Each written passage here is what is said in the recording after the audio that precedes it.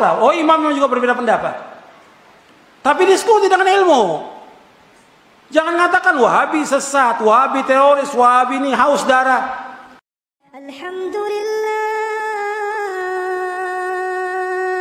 Alhamdulillah ala ni'matil iman.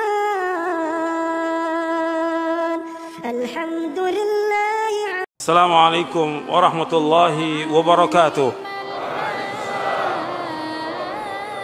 Innal hamdalillah nahmaduhu wa nasta'inuhu wa nastaghfiruh wa na'udzu billahi min shururi anfusina wa min sayyiati a'malina. Man yahdihillahu fala mudilla lahu wa man yudlil fala hadiya lahu. Asyhadu an la ilaha illallah wahdahu la syarika lahu wa asyhadu anna Muhammadan abduhu wa rasuluh. Kemudian juga Allah berfirman lagi dalam surah Al-Ahzab 58. Walladzina yu'dzuna al-mu'minina wal mu'minati bighairi maktasabu faqad ihtamalu buhtana wa itsman mubina. Dan orang-orang yang menyakiti orang-orang mukmin laki-laki dan mukmin perempuan tanpa ada kesalahan yang mereka perbuat, maka sungguh mereka telah memikul kebohongan dan dosa yang nyata. Ini perhatikan ini. Ini untuk para dai, para ustadz yang nuduh bahwa Wahabi, Salafi itu teroris, membunuh banyak kaum muslimin. Ini benar atau tidak ini? Ini tuduhan, menyakiti kaum muslimin, tuduhan-tuduhan ini. Allah akan tuntut di hari kiamat nanti perbuatan ini. Enggak segampang itu.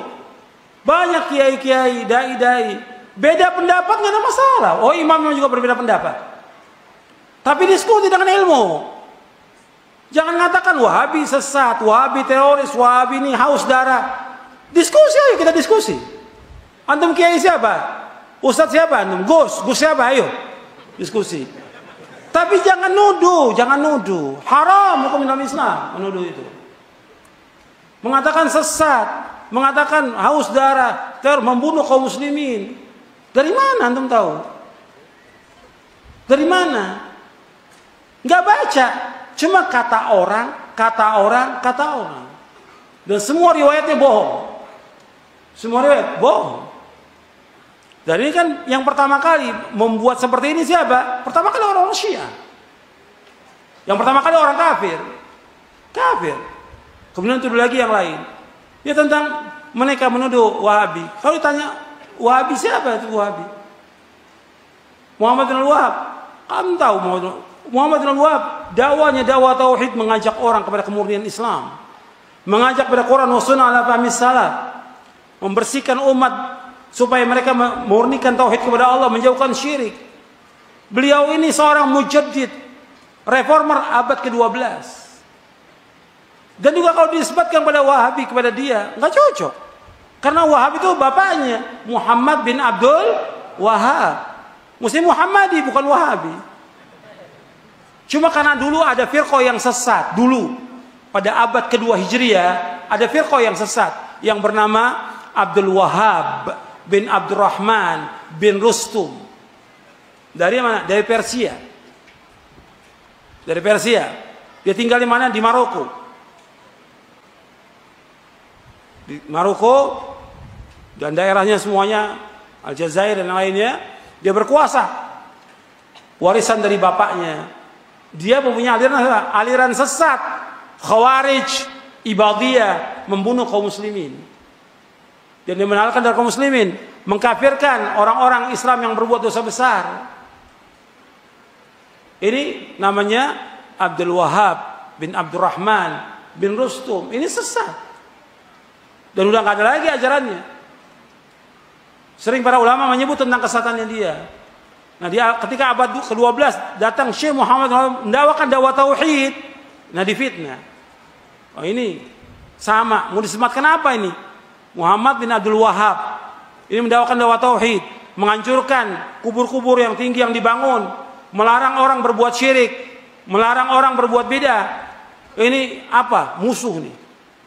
Sehingga para penjajah, orang-orang kafir dari Inggris, Perancis dan yang para penjajah itu Apa yang pas disematkan? Wahabi. Yang gampang. Supaya orang lari dari dakwah ini. Jadi yang pertama kali setan membisikkan kepada orang-orang kafir. Orang kafir membisikkan lagi kepada siapa?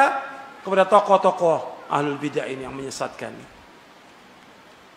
Apa? Pokoknya yang gampang. Kalau ada orang yang mengajak orang kepada tauhid, melarang orang berbuat syirik, oh Wahabi. Mengajak orang kepada sunnah, melarang bidah, oh ini Wahabi. Ini tuduhan. Dan gak boleh seperti ini dalam Islam. Ini menyakiti hati kaum mukminin. Apalagi menuduh Syekh Muhammad Wahab, seorang mujaddid, orang soleh. Orang soleh. Antum bisa lihat dia orang baik, dipuji oleh para ulama seluruh dunia. Dan juga bagaimana? Dia dari buku-bukunya antum bisa tahu bagaimana kehidupannya dia. Bagaimana ilmunya, bagaimana dakwahnya. Jadi ini menyakiti yang seperti ini. Mestinya orang Islam nggak seperti itu. Kita lihat mereka nggak mampu untuk diskusi, nggak mampu untuk adu hujjah. Yang ada apa? Celaan. Sama seperti orang-orang kafir dulu. Orang kafir ketika Nabi mendakwakan dakwah tauhid nggak mampu untuk mengatakan jangan hati-hati kepada Nabi. Apa yang gampang? Orang gila, penyair, tukang sihir. Supaya apa? Supaya orang jauh dari dakwahnya Nabi SAW. Sekarang yang gampang apa? Wahabi. Kalau ditanya Wahabi apa nggak paham dia, suruh jelaskan. Kayaknya apa sih Wahabi nggak tahu. Jadi ini tuduhan, dan tuduhan ini berat di dunia, berat di akhirat juga. Makanya di sini akan dituntut oleh Allah, dan ini kebohongan. Dia akan memikul apa? Kebohongan dan dosa yang nyata sampai hari kiamat. Cukup sampai di sini.